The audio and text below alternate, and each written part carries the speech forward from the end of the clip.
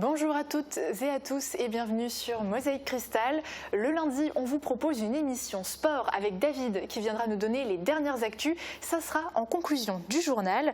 Marie-Morgane, salut. Salut. Alors, avec nos internautes, tu reviens sur l'inauguration de la nouvelle salle à la Halle Verrières. C'est bien ça, à Meisenthal? C'est ça, on va avoir un peu leur avis sur ce qu'ils en pensent. Super, et on a hâte de connaître leur avis et leur réaction. Et ici, on est gourmand, alors on vous propose de faire un tour à la chocolaterie Questener à Sarreguemines. Morane, salut, tu as rencontré le meilleur ouvrier de France en chocolaterie. Il est également champion du monde de pâtisserie en équipe. Raconte-nous tout. Oui, salut Rani. Alors ce matin, j'ai visité l'atelier Questener. Comme tu l'as dit, les meilleurs ouvriers de France en chocolaterie et champions du monde de pâtisserie. Chaque jour, c'est une dizaine de personnes qui font tourner les machines. Ce soir, Franck Questener sera nommé chevalier dans l'Ordre national du mérite. Ça se passera à 18h au Casino des Faïenceries. En attendant, je vous ai préparé un retour sur sa carrière et sur l'histoire de son commerce. Je reviens vers toi un peu plus tard avec notre illustre chocolatier pour plus d'informations. Merci beaucoup Morane, et en effet à tout de suite, mais on commence d'abord par les infos en bref.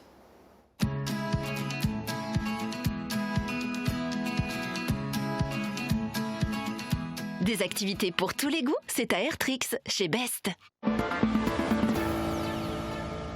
Ouverture de la nouvelle salle de la Halle Verrières à Meisenthal. Commencée il y a 18 mois, la première tranche des travaux a été inaugurée samedi matin pour dévoiler la version 2.0 de la boîte noire. C'est le groupe La Rue Qu'est à nous qui a baptisé la scène. En plus de cette salle, un atelier de soufflage supplémentaire a également été présenté. Une course exceptionnelle pour Yann Schroub aux 10 km de Sarreguemines. Il a battu son record personnel en franchissant la ligne d'arrivée en 28 minutes et 57 secondes. La pluie et les difficultés du parcours ne l'ont pas freiné et c'est avec beaucoup d'émotion qu'il a terminé sa course devant sa famille. Sa prochaine échéance, les sélections pour le championnat d'Europe de cross. Nicole Beckrich comme tête de liste pour Agissons pour Sarreguemines. C'est le premier groupe à officialiser sa candidature pour les élections municipales de mars prochain. Actuellement conseillère d'opposition, elle met en avant son expérience dans l'éducation nationale. Cette liste souhaite incarner le changement et servir l'intérêt général pour bâtir des projets autour de 4 axes, notamment la dynamique économique et l'environnement. Le commerce local sera à l'honneur cette semaine sur M6. La boulangerie Hullard de Putelange-au-Lac participe à la finale nationale de l'émission La meilleure boulangerie de France. Un programme à suivre à partir de 18h40.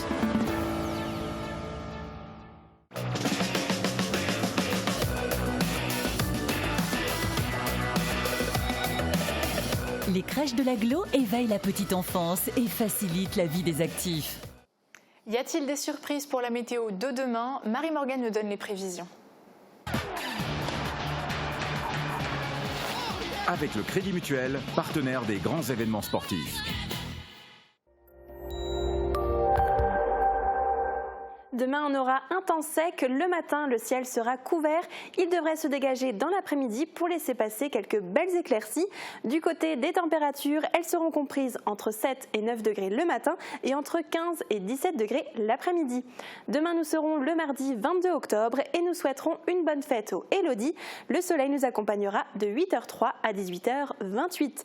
C'est une belle semaine qui se profile du côté de la météo. On aura droit à du soleil comme sur cette photo de Charles Schaeffer prise à l'étang de Saint-Louis. Merci à vous et vous aussi. Envoyez-nous vos plus belles photos par mail ou sur Facebook.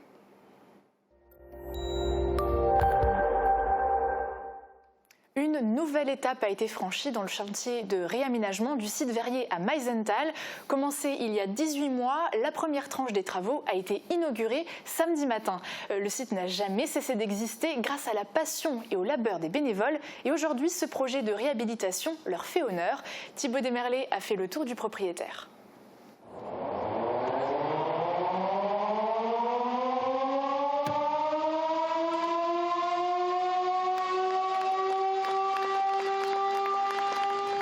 Après 50 ans de silence, la sirène a de nouveau fait écho dans l'immense nouvelle halle verrière de Meisenthal. Les élus et partenaires étaient réunis pour inaugurer ce premier jalon d'un chantier monumental. Une nouvelle page s'écrit pour ce lieu profondément enraciné dans la vie locale. Un projet porté par la communauté de communes du Pays de Bitche. Il s'agit là d'une aventure extraordinaire qui témoigne de notre volonté de développer ce site en respectant le passé tout en l'inscrivant dans une dynamique résolument moderne. De nouveaux espaces ont émergé des vestiges de la manufacture, une salle de spectacle flambant neuve et disposant d'un matériel de son, de vidéo et de lumière à la pointe de la technologie. Les verriers ont également à disposition un nouvel atelier de soufflage avec des fours pesant plus de 12 tonnes de facture italienne. En complément, des espaces sociaux ont été aménagés dans cette extension. Une alchimie entre la culture et l'industriel. Cette alliance de la pâte de verre et de la pâte humaine ici à Meisenthal, c'est effectivement venu de cet engouement citoyen, de cette responsabilité du geste à retrouver, de cette création absolument indispensable qui permet petit à petit de bâtir à la fois un projet artistique, un projet industriel, un projet économique aussi, à travers la culture. Ce chantier s'inscrit dans la continuité du travail des bénévoles, notamment l'association du CADAM. Aujourd'hui, le site se dote des équipements modernes pour pouvoir faire face aux nouvelles normes en vigueur, aux défis de demain et étendre sa renommée. Il n'y a pas besoin d'être mosellan, meurthe-et-mosellan, barinois. L'industrie du verre, elle avait peu à faire de ses frontières. Aujourd'hui, moi, à l'échelle régionale, c'est ce que ça a été mon message tout à l'heure. Réinventons-nous, partons de nos forces, de cette capacité finalement à irradier aussi au-delà de nos frontières. Ayant une constante augmentation de sa fréquentation, avec plus de 60 000 visiteurs l'an dernier, le lieu a pour but de rassembler anciennes et nouvelles générations. Et le public a été pris en compte dans le projet. Il a pu, et pourra durant toute la durée du changement, avoir accès aux installations et suivre la mutation du site. C'est même que de faire confiance et de rendre hommage à notre public, que de ne pas fermer pendant les travaux, tant que c'est possible évidemment, et pour leur faire montrer le changement en temps réel. L'État, la région et le département ont chacun investi 3 millions d'euros dans ce projet dont le coût total s'élève à plus de 14 millions d'euros. Et quoi de mieux qu'un concert pour tester le nouveau matériel? La salle de spectacle La Boîte Noire 2.0 a été baptisée samedi soir avec la venue du groupe La Rue Quétanou à l'Alverrière de Meisenthal.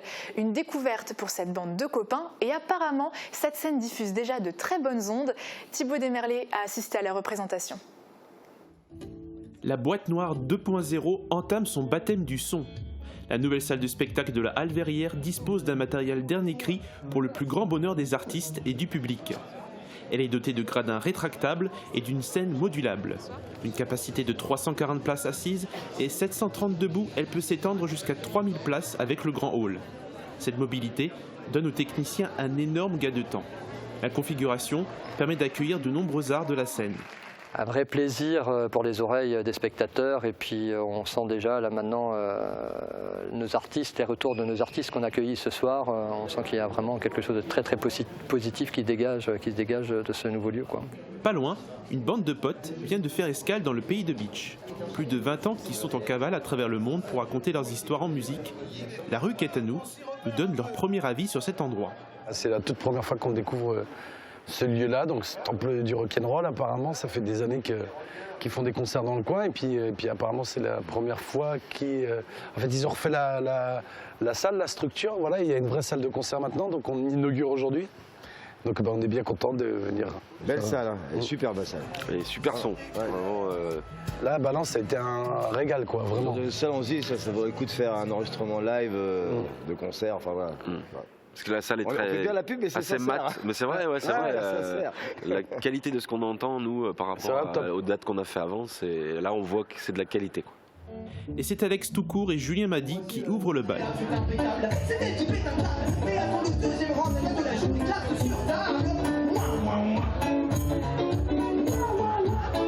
Suivi par, eh bien, vous le savez, je pense.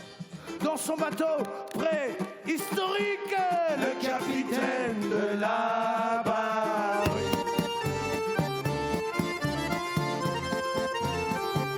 Allez maintenant!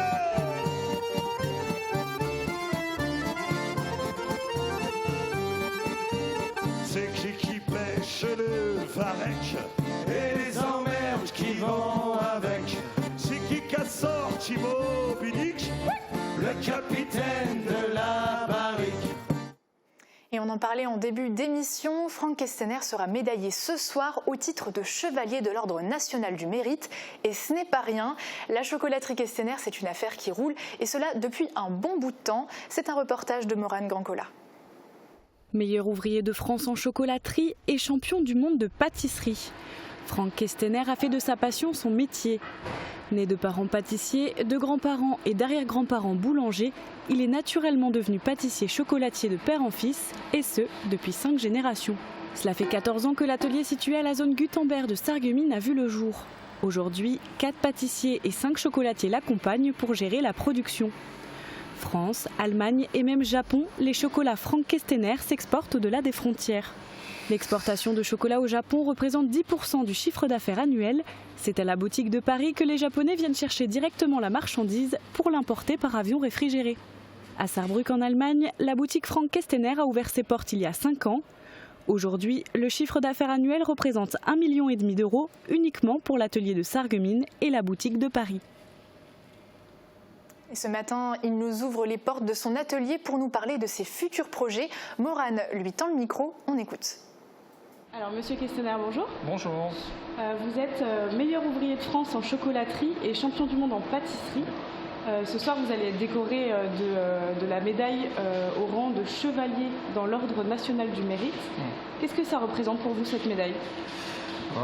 Ça a été une surprise, donc je suis assez surpris, mais en même temps je suis très honoré, très fier de pouvoir recevoir cette médaille. Ouais. Vous êtes en constante évolution, vous êtes présent en France, en Allemagne mais aussi au Japon. Oui. Quels sont vos projets internationaux ? Dans les projets internationaux, donc là le Japon c'est une part pour nous en début d'année pour la période Saint-Valentin. Donc là en ce moment on est un peu dans les préparatifs, échantillonnage, tout ce qui va partir pour le début de l'année prochaine. Donc c'est un petit peu chargé à ce niveau-là. Mais on va dire que le Japon, c'est une continuelle évolution avec eux, parce que chaque année on a des nouveautés à réaliser, donc on espère toujours au moins faire autant, voire un petit peu de chiffre d'affaires supplémentaire avec eux. Et après ensuite, pas d'autres projets en perspective. On va dire certaines choses, j'ai dû arrêter du fait d'avoir énormément de travail ici aussi, donc les formations que j'ai pu donner à Chicago ou ailleurs, j'ai dû restreindre tout ça pour être, on va dire, plus centré à mon entreprise. Et quels sont vos projets à Sarreguemines ? Vous aviez parlé une fois d'agrandissement. Est-ce que vous allez rester en périphérie ou est-ce que vous allez vous rapprocher du centre-ville ? On va dire le projet là, oui, c'est quelque chose qu'on a envie de restructurer un petit peu l'atelier. Donc on va dire on nous avait proposé plusieurs emplacements en se rapprochant un petit peu du centre-ville. Donc pour le moment c'est des projets qui n'aboutissent pas parce que on va dire financièrement ça monte vite dans les prix exorbitants. Donc c'est pas quelque chose qui est pour le moment c'est pas défini. Donc on est à voir si on agrandit l'atelier ici parce qu'on a besoin de le restructurer un petit peu du fait de notre évolution avec la boutique de Saarbrück, la pâtisserie. Donc il faut qu'on réorganise un petit peu notre atelier. Donc au moment on va dire l'hypothèse la plus probable est qu'on reste ici là où on est en agrandissant un petit peu le bâtiment.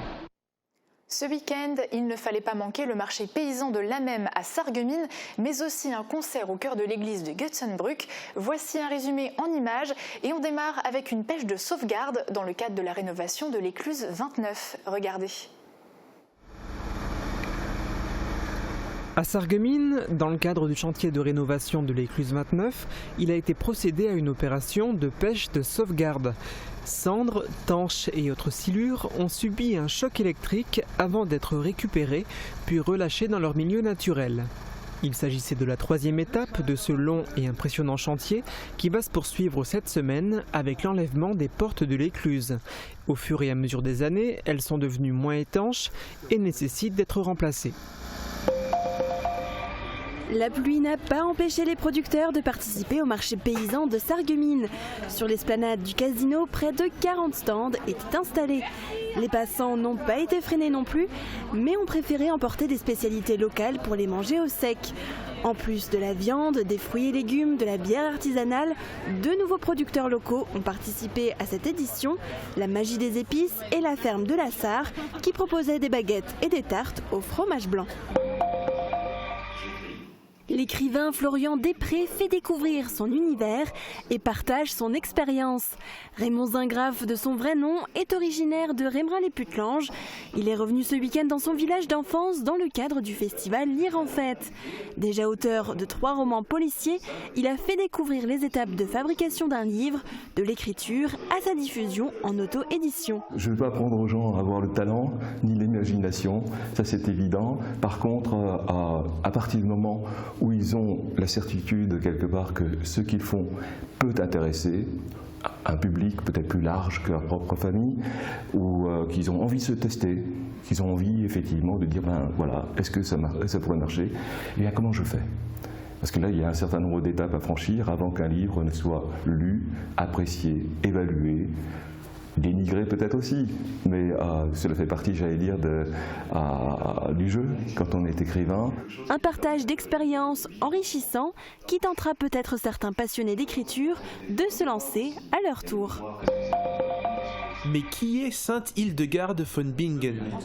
C'était une abbesse bénédictine du XIIe siècle qui était également musicienne, peintre et herboriste spécialisée en plantes médicinales. Son enseignement est simple, vivre dans la joie et respecter l'équilibre entre le corps, l'âme et l'esprit, notamment par l'alimentation. Pour la célébrer, un week-end lui a été consacré au couvent des Capucins à Bitche. L'association Hildegarde-nous dans la joie a ainsi proposé des conférences, ateliers, prières et méditations autour des principes de vie et des conseils alimentaires de cette sainte.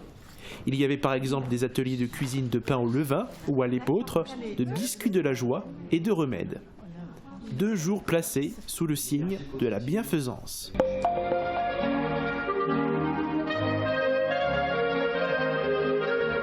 Le festival transfrontalier Euroclassique continue avec l'ensemble de clarinettes Souffle d'ébène venu spécialement de Metz. Les instruments à vent ont empli l'église Notre-Dame de la Visitation à Götzenbrück. Toute la famille des clarinettes y est représentée. Plusieurs compositions classiques ont résonné dans l'enceinte religieuse.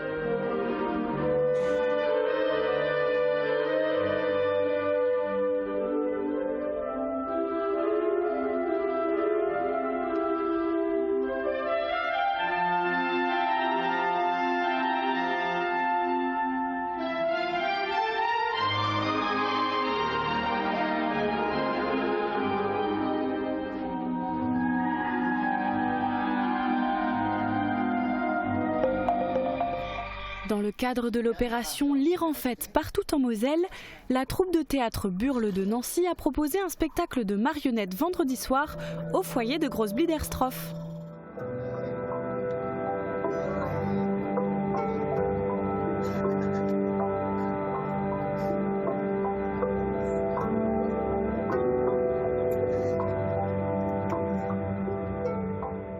C'est l'histoire de Mo, un personnage sorti de son livre d'origine qu'un vieil homme était en train d'écrire. Il doit se rendre dans une autre histoire afin de sauver Léane. C'est là que commencent les aventures de ce petit être espiègle. Une mise en scène de Marie-France Michel et Christian Ribière. Particulièrement celle qui lui avait permis de faire la connaissance de Léane. Marie-Morgane, on l'a vu il y a quelques instants, la nouvelle salle de la Halle Verrière a été inaugurée et tu as voulu avoir l'avis de nos internautes sur ce sujet. C'est ça, alors on a voulu savoir ce qu'ils en pensaient. Est-ce que selon eux c'est un beau projet ou est-ce qu'au contraire il est inutile? Ils sont 71% à avoir répondu que c'est un beau projet. René a répondu « Plus nous avons de salles de différentes capacités et plus nous aurons de choix de programmation dans notre région ». Pour Alfred, c'est un beau complexe et il poursuit « Mais trop de béton au pays du bois, pierre de grès et verre. Dommage que l'on n'ait pas plutôt privilégié des architectes locaux ». D'autres internautes sont contre ce projet mais ne sont pas contre ce projet, mais c'est son coût qui les dérange. Raymond a commenté « Il y a juste que les millions engouffrés dans ce projet me chagrinent, tout comme ceux engloutis par une piste cyclable de Saint-Louis à Pirmasens. Ça n'intéresse pas 80% des Beachalana. » Alors ça, c'est un autre sujet, on pourra pourquoi pas en parler dans une autre chronique.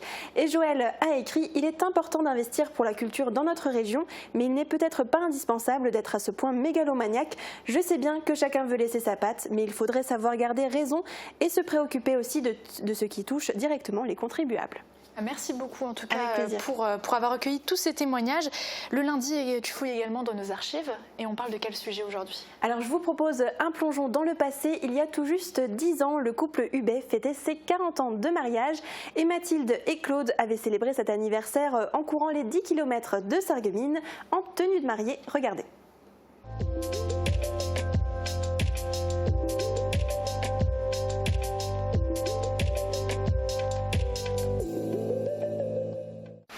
Mais le couple qui a le plus fait sensation, c'est sans conteste l'ancienne présidente du Cannes et son époux.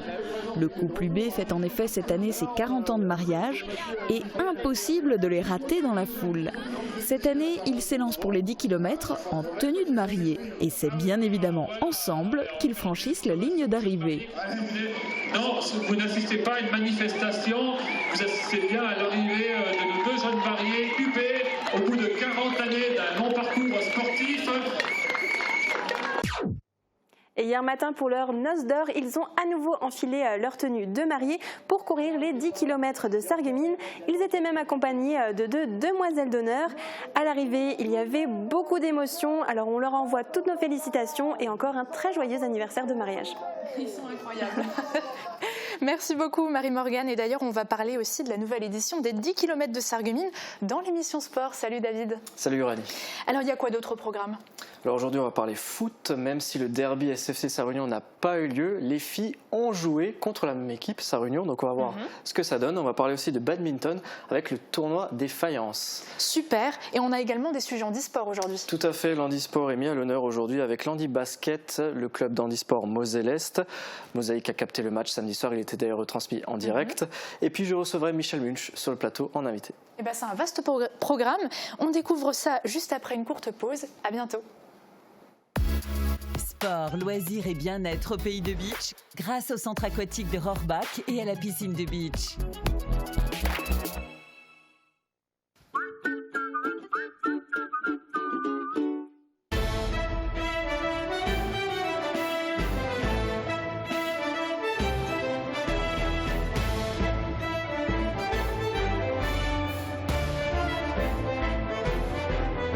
À l'abordage chez Best du 26 octobre au 2 novembre. Ouverture exceptionnelle le vendredi 1er novembre. Fleur Crêpes à Rohrbach-les-Beach, c'est l'excellence pour vos fleurs. Sous nos serres, découvrez un large choix de fleurs et plantes pour la décoration de vos jardins, balcons et balconnières. Nos chrysanthèmes vous attendent pour passer une belle Toussaint. Choisissez le meilleur pour vos fleurs. Choisissez Fleur Crêpes. En octobre, AVS Santé se met au rose. Toute l'équipe participe à l'opération Octobre Rose, en soutien à toutes les femmes qui luttent contre un cancer du sein. Tout le mois, une réduction de 20% sera appliquée sur notre gamme de lingerie adaptée. Nous proposons aussi des prothèses mammaires ainsi que des soins pour la chimiothérapie. AVS Santé, notre métier, vous accompagner. À l'Intermarché des faïenceries, c'est la passion du frais qui prime. Votre magasin défend l'art du fait maison et met l'accent sur une production française et même locale. Avec ses arrivages quotidiens, le poissonnier guidera vos choix culinaires. Les amoureux du terroir goûteront nos fromages AOP, sans parler de la sélection de notre équipe boucherie, le bœuf AOP Charolais ou le porc Label Rouge, le tout travaillé de façon artisanale. Intermarché des faïenceries, la passion du frais. Toutes les tendances déco sont chez Pink, saison par saison. Et pour toutes les occasions, votre paradis déco vous accueille sur plus de 1000 mètres carrés. Venez chez nous. En plus, le parking est gratuit à l'arrière du magasin. Pink, à Sarrebruck, à côté de l'Europa Galerie.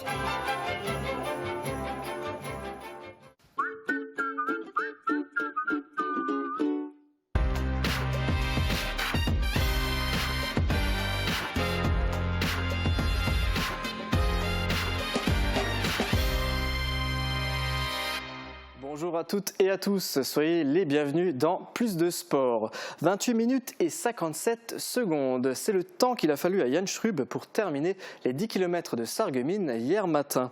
Un record personnel à domicile pour le coureur licencié à Lassa. Retour sur sa course dans ce reportage de Marie-Morgane Lorenz. Allez Yann! Allez Yann, encore une fois premier cette année. 10 km et un record pour Yann Schrub. Après une arrivée en 30 minutes 15 l'an passé, Le coureur, invaincu sur le parcours sarregueminois depuis 2016, a franchi la ligne d'arrivée après 28 minutes et 57 secondes. Je voulais juste passer sous les 30 minutes parce que c'est une chose que j'avais jamais faite et j'avais déjà gagné 3 fois, donc c'était me fixer un objectif de plus. Et au fur et à mesure de la course, avec mon coach, il m'a un peu suivi en vélo et c'est vrai que je voyais que j'avais vraiment de bonnes jambes. Je suis passé en 14 minutes 48 au 5000, donc sur des bases on va dire de 29-40, 29-35 et puis j'avais vraiment de bonnes jambes et je savais que le parcours était roulant vers la fin, donc voilà, j'ai tout donné à 3 derniers kilomètres où j'ai gagné énormément de secondes et ce qui me permet de faire en dessous des 29 pour la première fois de ma carrière, d'autant plus à Sarreguemines chez moi, donc ouais, record personnel sur 10 km. En dessous des 29, c'est déjà une bonne barre mythique, donc je suis vraiment satisfait. Avec son entraîneur Dominique Kremer, ils avaient pour objectif un chrono entre 29 minutes 30 et 29 minutes 45. Jan Schroub a finalement été au-delà de ses espérances. Il était tout le temps très à l'aise, il avait des jambes de feu. Aujourd'hui, il m'a dit à aucun moment il a ressenti de la fatigue, il s'est vraiment senti dans de très bonnes conditions aujourd'hui. Un résultat qui est de bon augure pour la suite de la saison sportive de Jan Schroub. Son prochain objectif, les sélections pour le championnat d'Europe de cross pour la première fois en catégorie senior. C'est prometteur. Après, au niveau français, voilà, il n'y a que 6 places. Donc en France, il y en a plein qui font en dessous des 29. Donc il faudra quand même se bagarrer, quoi. Les frères Enzo et Adrien Noël, également licenciés à l'ASSA, complètent le podium. La première femme à franchir la ligne d'arrivée est Chloé Reitz de Metz, déjà gagnante l'an passé. Bravo à eux. Avec nous, un autre participant des 10 km de Sarreguemines sur le plateau, Michel Munch. Bonjour Michel. Bonjour. Ça va? Ça va, merci. Alors Michel, on ne compte plus les titres et les victoires que vous avez remportées durant l'année qui vient de s'écouler, notamment en championnat de France. D'ailleurs, vous avez couru les yeux bandés, vous l'avez fait même pour les 10 km de Sarreguemines. Est-ce que vous pourriez gagner les Jeux paralympiques les yeux bandés? Bonne question.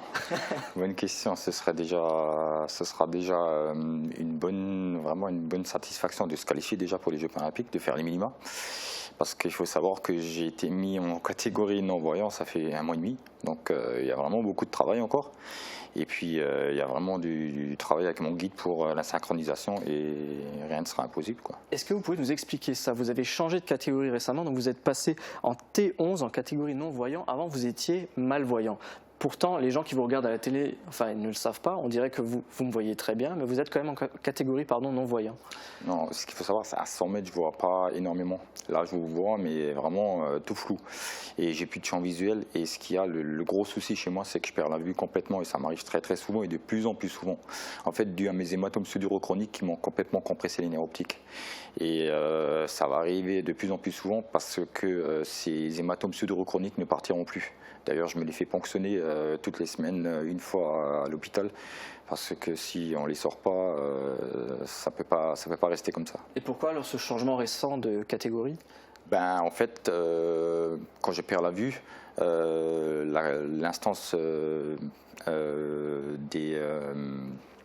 l'instance olympique, en fait, quand j'ai passé ma classification internationale, m'ont changé pour me mettre déjà dans les conditions de non-voyant, voilà. Parce qu'ils ont dit, ils ont fait les fonds d'œil et tout, et ils ont dit à peu près jusque dans 1 an et demi, voire 2 ans, je serai pratiquement complètement aveugle. Vous avez appris ça quand? Ça s'est fait comment? Vous pouvez nous raconter? En fait, j'ai appris ça le mardi, j'avais les championnats de France fin août. C'était un vendredi et j'ai appris ça le mardi, donc c'était assez brusque pour moi. Et donc il fallait que je trouve un guide, déjà d'une. Donc c'est eux qui m'ont trouvé un guide, heureusement. Et puis il fallait que je me mette vraiment dans les conditions de courir avec un guide et sur la piste dans le noir complet. Donc c'est compliqué parce qu'on n'a aucun repère, on n'a rien du tout. Il faut vraiment qu'on fasse confiance à son guide à 100%. Alors justement, vous parlez de votre guide, on le voit là sur les images. Vous êtes en fait relié à ce guide par une petite corde en fait. Ouais. En fait, il faut qu'on soit attaché à une corde et puis qu'on ne se lâche jamais. Donc, encore là, sur la route, c'est 50 cm, mais sur la piste, c'est encore plus petit, c'est 20 cm, c'est un lien de 20 cm à peu près. Et donc, vous n'avez plus le droit aujourd'hui de courir sans guide? Non. Si j'ai pas de guide, je ne cours pas. C'est pas plus dur que ça. Alors vous parliez tout à l'heure de synchronisation avec votre guide. J'imagine déjà que votre guide doit courir au moins aussi bien que vous, sinon il va vous ralentir pendant la course. Ah oui, non, le guide, il faut qu'il soit aussi rapide que moi, voire plus rapide que moi.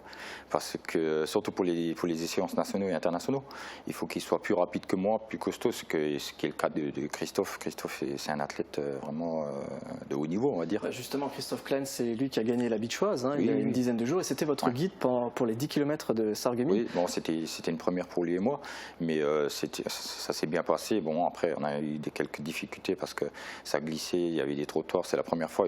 Et comme je vous disais, dû à cette synchronisation, il faut vraiment qu'on s'entraîne ensemble pour promouvoir cette synchronisation, parce que c'est pas facile. Christophe, il a les bras un peu plus longs que moi j'ai les bras un peu plus courts, donc on perd énormément de temps quand on peut pas tirer sur les bras.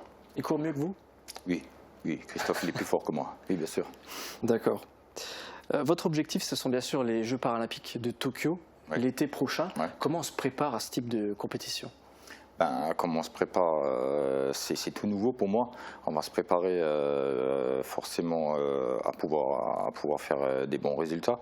Et puis on va se préparer sur la piste, justement, dans les conditions avec Christophe. Et puis j'en ai encore un autre, des guides, qui est aussi athlète à l'ASSA. On va vraiment faire des séances spécifiques attachées l'un à l'autre et puis les demander. Là, ça fait maintenant 1 mois et demi à peu près que vous courez donc avec guide, donc il faut vraiment que vous concrétisiez cette expérience en fait de courir avec un guide. Parce que c'est vraiment, comme je le disais, c'est tout nouveau et il faut vraiment minimum 6 mois, 1 an pour commencer à avoir des bons résultats avec son guide et pour être bien synchronisé. Donc c'est comme je vous disais avant, il faut s'entraîner, il va falloir, il y a encore du travail quoi, mais bon, la course d'hier, ça nous a apporté beaucoup d'espoir. Alors justement, est-ce que, en juin 2020, vous allez participer au championnat d'Europe en Pologne. Est-ce que ça va être un galop d'essai pour vous? Ah oui, bien sûr. Ça va être déjà un galop d'essai et puis on verra au niveau européen à quelle place on peut se situer, en sachant qu'on a encore du temps maintenant pour s'entraîner jusqu'au mois de juin. On a à peu près 9 mois, donc ce sera de bon augure pour ces championnats d'Europe. Alors pour les personnes qui nous regardent et qui vous suivent régulièrement, votre temps d'hier aux 10 km de Sarreguemines, c'était 36 minutes et 0 secondes, 36 minutes pile poil. Vous êtes satisfait de cette performance? Oui, on est satisfait, surtout que c'est, comme je le disais avant, c'est une première de courir ensemble et puis que vu la météo c'était mouillé, moi je voyais rien, donc lui il devait me guider à droite, à gauche. Donc il vous indique chaque obstacle, vous parlez en fait en permanence. On se parle en fait. Christophe, même que c'est pas juste Christophe, mon guide c'est mes yeux quoi. Donc voilà, il faut vraiment, faut bien se comprendre avec son guide et il faut lui faire vraiment totalement confiance. Très bien. Merci beaucoup Michel Munch d'être venu sur le plateau pour nous parler de ça. On vous souhaite une bonne continuation. On ne va pas manquer de donner vos résultats lors des prochaines compétitions. Merci beaucoup à vous. Je vous en prie. On passe au foot. Derby de National 3 annulé entre le SFC et l'US Sarre-Union. Le terrain du stade de la Bise était impraticable ce week-end. Mais le derby féminin, lui, a bien eu lieu au stade des Faïenceries. Score final 2-1 pour Sarre-Union. Retour sur cette rencontre avec Marie-Morgane Lorenz. Sarre-Union a remporté le derby face à Sarreguemines. Un match qui n'était pas gagné d'avance pour les féminines de l'USU qui trônent à la tête du championnat de Régional 2. À la fin de la première mi-temps, c'est Sarreguemines qui menait 1-0 grâce à un but d'Amandine Béal. Bonne première mi-temps, un match plein, on est très bien en place, la défense a bien tenu la dragée haute, donc elles étaient complètement déstabilisées, elles n'arrivaient pas à placer leur football, donc c'est ce que je leur ai dit à la mi-temps. Pour l'instant on leur a donné la première estocade, on a réussi à marquer, mais il faut dans ce genre de match-là, contre des équipes comme ça qui ont quand même un bon niveau, il faut prendre le large. À la deuxième mi-temps, le scénario évolue.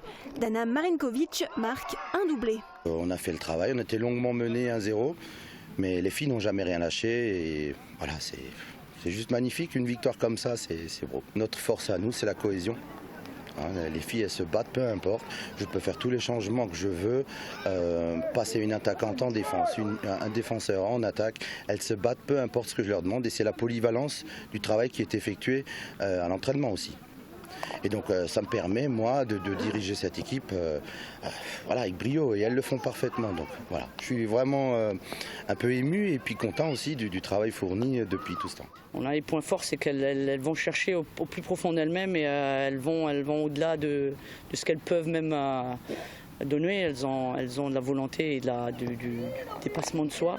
Et c'est ce que j'apprécie toujours d'elles.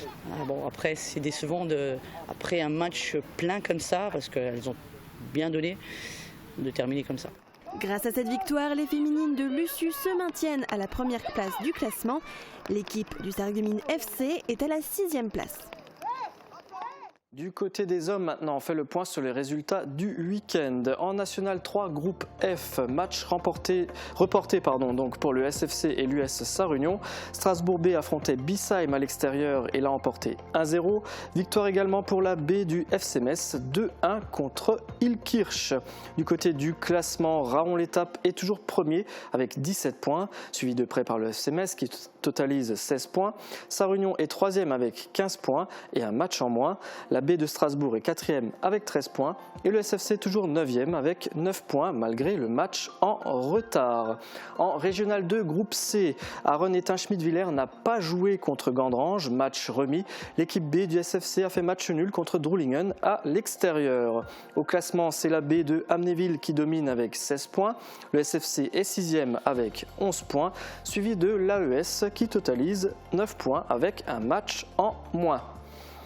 Voilà pour le foot. On passe au handi-basket. Une réaction de champion. Après leur douloureuse défaite à Toulouse, les joueurs de Saint-Avold avaient à cœur de relever la tête et ils l'ont fait avec la manière. Retransmis en direct sur Mosaïque Cristal, les Red Dragons ont battu l'équipe de Puy-en-Velay, jusqu'alors invaincue, 81-64. Cette victoire permet aux protégés de Pietro Lambroni d'occuper la tête du classement. De rejoindre l'équipe cette année. La vie d'un sportif est faite de hauts et de bas. Le 12 octobre, les joueurs de Saint-Avold rentraient tête basse de leur déplacement dans le sud de la France. La défaite de la semaine dernière à Toulouse, alors ça fait mal au classement, mais ça leur a fait du bien parce que ça les a obligés à se remettre dedans et à préparer la suite de la saison. Le moins que l'on puisse dire, c'est que les Red Dragons ont parfaitement su rebondir. Ils accueillaient au COSEC, le leader invaincu du championnat, l'équipe du Puy-en-Velay. Après un début de match équilibré, les Red Dragons prenaient le dessus sur les Aigles du Velay en s'appuyant sur leur adresse et sur une défense agressive qui démontrait toute leur hargne et leur volonté de bien faire pour signifier que le revers de la semaine passée à Toulouse n'était qu'un accident. Ils terminaient le premier quart-temps avec une avance de 9 points, 23-14. Ils accéléraient encore dans le deuxième acte et terminaient magnifiquement avec un tir primé au buzzer, 53-27 à la mi-temps, l'écart était fait. Il reprend le deuxième. Et il reprend et il rentre avec la planche accordée. C'est une première mi-temps de rêve avec une volonté, une abnégation de tous les joueurs. Ils étaient sur tous les ballons, ça s'entraidait, puis une adresse diabolique. Voilà, alors je trouve qu'on a vraiment trouvé notre vraie équipe. Il ne se cache pas, le club de Saint-Avold a de grosses ambitions cette saison. C'est la 4e année que l'équipe évolue en National A, le plus haut niveau français, et les Red Dragons disputeront cette année l'Euroleague pour la première fois de leur histoire. Ils se rendront ainsi au mois de mars en Pologne pour affronter les équipes de différents pays. Pietro Lambroni n'a pas peur de dire que le club handisport est-mosellan sera d'ailleurs favori du tournoi européen, tout en fondant également beaucoup d'espoir dans les compétitions nationales. C'est l'objectif d'aller gagner un titre, que ce soit la Coupe de France, que ce soit un titre de champion de France ou pourquoi pas un titre de Coupe d'Europe. Les joueurs de Saint-Avold pourront en tout cas s'appuyer sur les éléments qui ont fait leur succès samedi soir contre le Puy-en-Velay. On a fait une défense agressive et grâce à la défense agressive, c'est là que notre attaque était plus forte qu'eux. Il y avait également une bonne relation entre les joueurs intérieurs et la balle a bien circulé pour prendre en défaut les joueurs auvergnats. Le prochain match à domicile des Red Dragons aura lieu le 9 novembre contre Hier-Toulon. On se retrouve tout seul en attaque. Grande nouvelle pour la société d'escrime et de tir de beach. 2 de ses licenciés se sont qualifiés pour les 7e Jeux mondiaux militaires qui ont démarré vendredi en Chine. Au pistolet, c'est Stéphanie Gérardini du 16e BC qui représente la 7 de beach et à la carabine, Émilien Chassa. La compétition s'achève lundi prochain. À Woeswiller, le club de boxe thaïlandaise W Muay Thai a participé à la Coupe de France de kickboxing éducatif en région parisienne en y inscrivant 3 de ses jeunes boxeurs. En finale des minimes, Lucas Felker est sorti vainqueur. Il remporte ainsi la Coupe de France K1. Bravo à lui. Ce week-end, c'était le 3e tour pour le tennis de table en Régional 2. Un derby pour Sarreguemines qui a rencontré Forbach à l'extérieur. Score final 10-4 pour Sarreguemines. Dans la même poule, Rohrbach-Binin jouait à domicile contre Folcomont. La rencontre s'est terminée par un match nul 7-7. Toujours en Régional 2, poule D cette fois, Villeurwald s'est incliné face à Terville-Florange 9-5. 106 joueurs, 247 matchs, un seul objectif, atteindre la première place de sa série. Voilà le programme du tournoi des faïences organisé ce week-end par le Sarreguemines Badminton Club. 25 clubs y ont participé. Qui a remporté le tournoi? La réponse dans ce reportage de Marie-Morgane Lorenz et Thomas Drouin. Week-end marathon pour les badistes. Les 106 joueurs pouvaient jouer jusqu'à 8 matchs et participer à maximum 2 tableaux de la série 1 à la série 5. Ils ont été répartis de manière équitable selon leur valeur.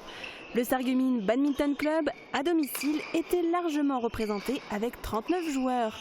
10 d'entre eux sont sortis vainqueurs du tournoi.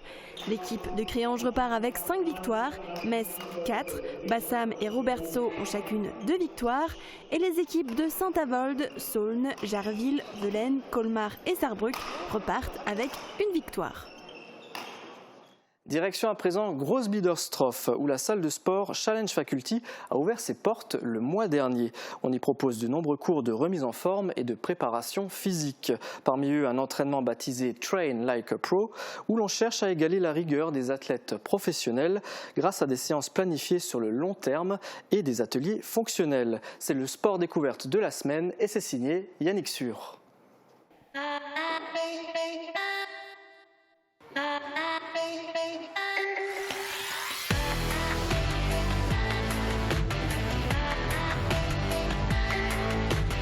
Alors Challenge Faculty, en fait, c'est le prolongement de Push and Pull que j'avais à Sarreguemines. En fait, Push and Pull, c'était le départ, qui était trop petit, et Challenge Faculty, c'est la grande sœur, grand espace. Donc le programme Train Like a Pro, c'est un programme de préparation physique générale et spécifique, établi sur une programmation sur l'année.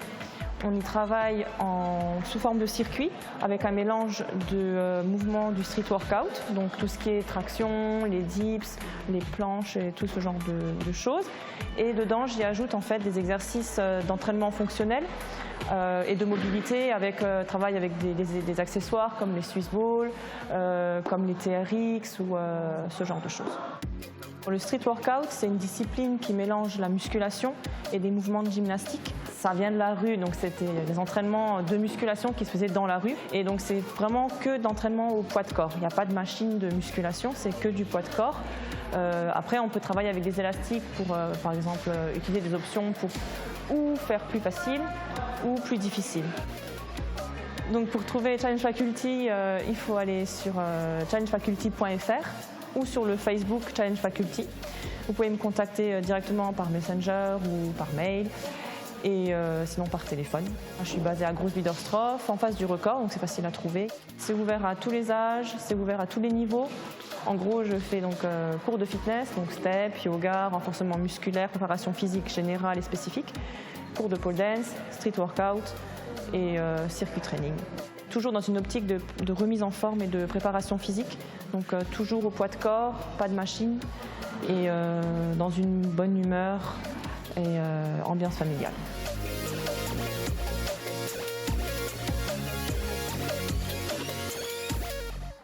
C'est déjà la fin de Plus de Sport. Merci de votre fidélité. Je vous donne rendez-vous demain dès midi pour le 30 minutes. Très belle journée à toutes et à tous.